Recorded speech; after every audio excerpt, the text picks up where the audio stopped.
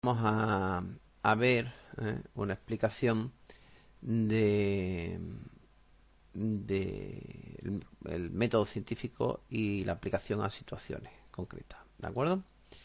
Bien. Vamos a ver.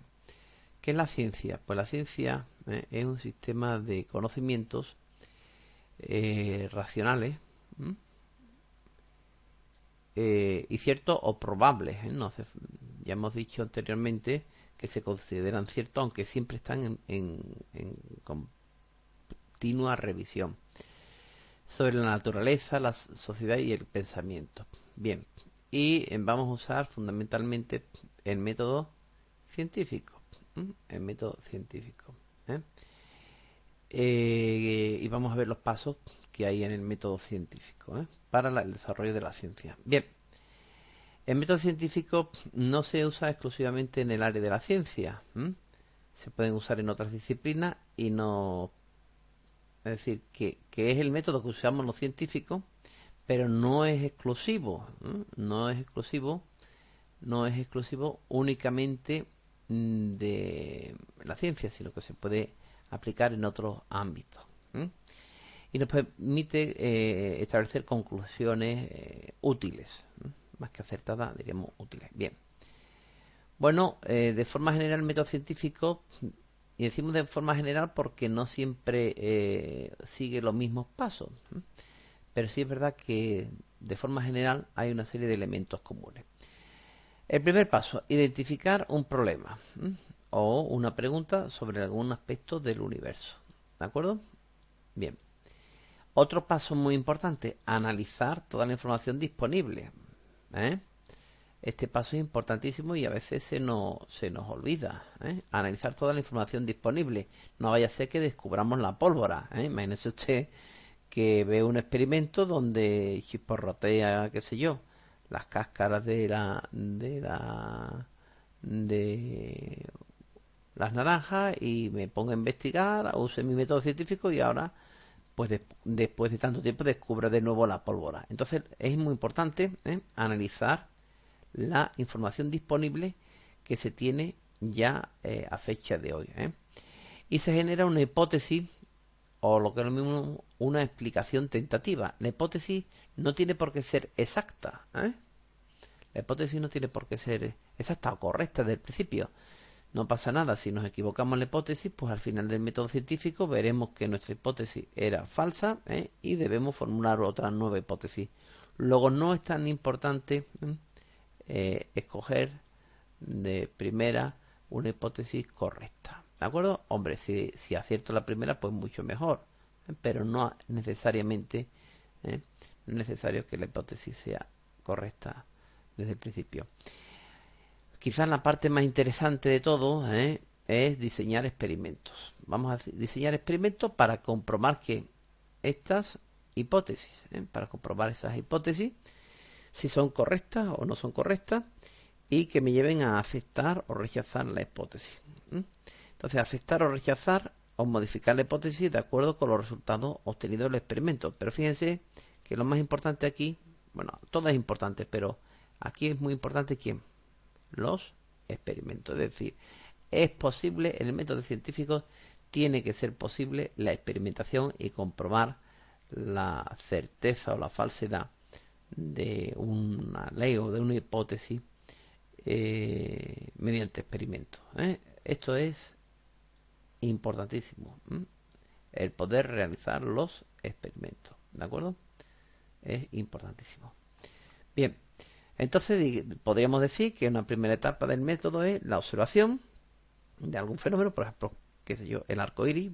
Veo que se produce el arco iris. La pregunta es ¿por qué se produce el arco iris?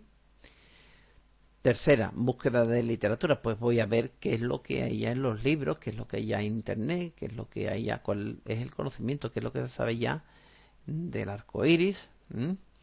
Si no hubiera nada, si no hubiera ya, si fuera un campo de conocimiento nuevo, pues me iría a formular directamente quién, mi hipótesis. Bueno, pues yo puedo decir como hipótesis, pues el arco iris surge porque, qué sé yo, pues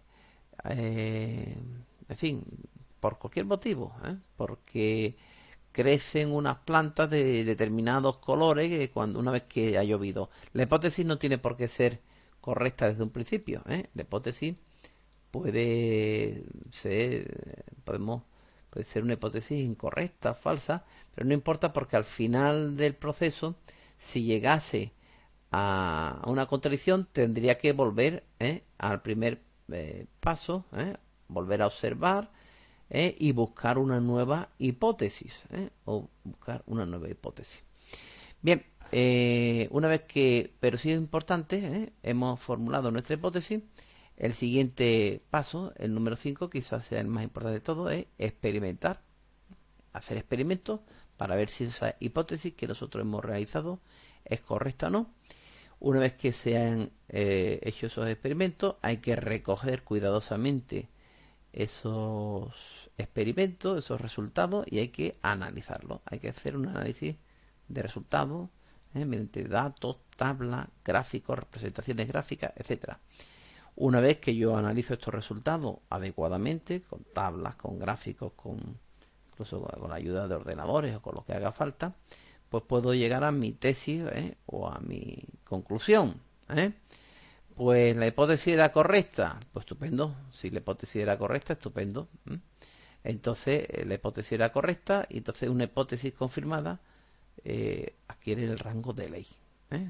Ya deja de ser una hipótesis y pasa a ser una ley. Y debo publicarlo para que el resto de la humanidad y de la comunidad científica pues pueda tener acceso a esa información que nosotros hemos descubierto. Que la tesis me dice, bueno, mira que la hipótesis que has hecho de que crecen unas plantas con unos determinados colores es incorrecta, pues ¿qué tendría que volver a hacer? Volver, como mínimo, ¿a dónde? A mi hipótesis y plantear otra nueva hipótesis. Entonces, en definitiva, estos son los pasos del método científico.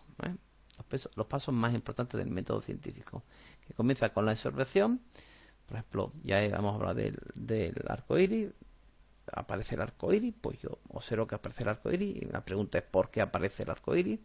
Busco en la literatura para no realizar un trabajo que ya ha hecho la humanidad.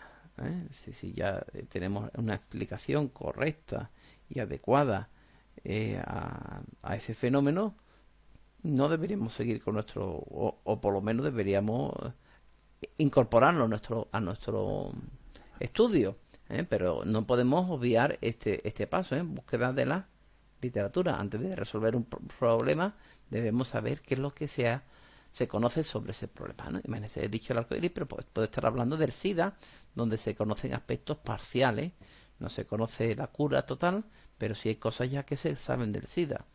Bien, y luego formulo mi hipótesis y sigo con la experimentación, el análisis de resultados, y aquí llego a comprobar si la hipótesis de partida era correcta o incorrecta, y dependiendo de lo que ocurra debo o bien publicarlo, y entonces adquiere el rango de quién, de ley. Una hipótesis confirmada adquiere el rango de ley, y si era incorrecta pues debo volver aquí a mi hipótesis. Bien, vamos a ver, entonces aquí tenemos la descripción de la etapa del método científico. Primero, observación. Pues siempre que observamos algo establecemos una pregunta, pero observar es más que el simple hecho de ver. Observar es entonces hemos dicho que el primer paso es la observación, pero observar es mucho más que ver. Por ejemplo, yo puedo meter los dedos en un enchufe de corriente, no estoy viendo la electricidad, sin embargo la estoy notando. Es decir, que se puede observar sin necesidad de usar la visión. Yo puedo también tener la sensación, por ejemplo, del frío, y estoy observando algo y no lo estoy viendo. O sea, observar es mucho más que ver. ¿De acuerdo? Luego el siguiente paso es preguntarnos, hacer una pregunta a un problema. En este caso, si hemos metido el dedo en el enchufe, ¿por qué tengo esa sensación? Son cuestionamientos que surgen a partir de una observación. El tercero, como hemos dicho, es búsqueda de literatura. Bueno, pues siempre debemos buscar qué es lo que hay, qué es lo que se sabe a ese respecto.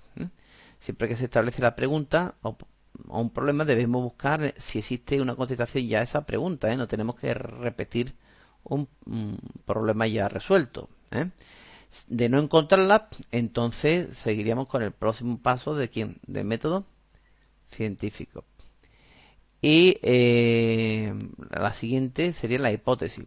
¿Y qué es una hipótesis? Pues una hipótesis es una posible contestación al problema o a la pregunta. Debemos recordar siempre que esta aseveración, es decir, esta hipótesis, puede ser o no correcta, puede ser o no la contestación final a nuestro problema. La hipótesis está sujeta siempre a la comprobación, ¿eh? Eso lo dijimos en uno de los pasos del método científico. Por lo tanto, no debe preocuparnos mucho si la hipótesis no fuese correcta desde el primer momento, ¿eh? Porque está sujeta siempre a ¿qué? A comprobación. Si me equivoco, pues vuelvo a probar con otra hipótesis y no habría mayor inconveniente. Luego, ¿qué es lo que hay que hacer? El siguiente paso es la experimentación. ¿Y qué es la experimentación? Pues un estudio metódico realizado bajo control de todo el fenómeno que estoy estudiando, ¿eh?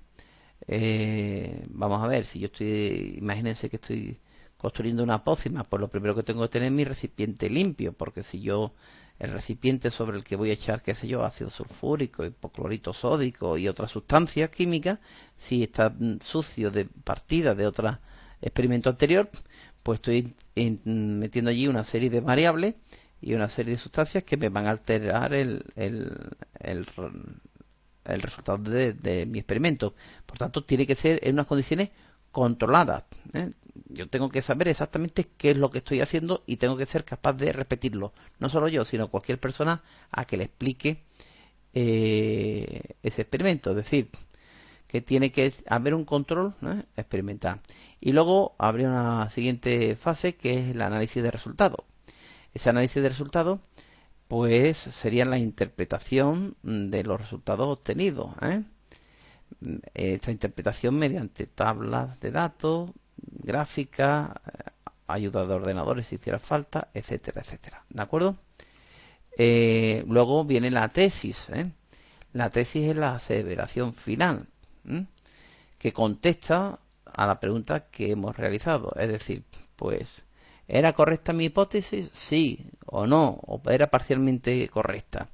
Pues esta ha sido una aseveración que ha sido comprobada mediante un experimento y está apoyada por una evidencia experimental. Es decir, si mi hipótesis era correcta, pues adquiere el rango de ley.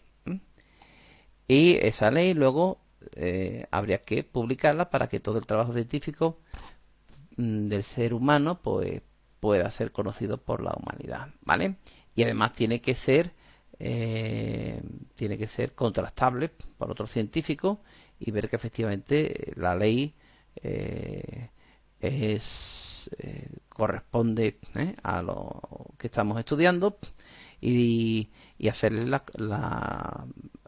de nuevo, revisarla si es necesario para comprobar su rango de validez. Y un conjunto de leyes, si yo tengo un conjunto de leyes sobre un determinado aspecto, tengo una ley y otra ley y un conjunto de leyes, entonces a todo este conjunto de leyes sobre un fenómeno en concreto, pues es lo que se conoce como una teoría. Una teoría, ¿de acuerdo? Es decir, que cuando tengo un conjunto de leyes que tratan sobre un mismo cuerpo doctrinal, pues ya lo que tengo es una teoría. ¿De acuerdo? Entonces, el método científico no puede ser utilizado para explicar situaciones abstractas, que no se puedan medir. Por ejemplo, el amor, la belleza. Bueno, pues el amor no se puede medir, la belleza tampoco. En otras palabras, el método científico puede ser utilizado para describir situaciones que puedan ser verificadas experimentalmente y que no sean abstractas. El método científico no tiene rango de validez en otros aspectos como el amor y la belleza. ¿Alguien puede decir cuánto quiere una persona? ¿Lo puede expresar en unidades? ¿O esta persona es 7,5 de bella? Es decir, la belleza, por ejemplo, o la bondad de las personas no se puede medir. Entonces, el método científico pues tiene una serie de limitaciones. ¿De acuerdo? Y ahora veremos un ejercicio de aplicación del método científico.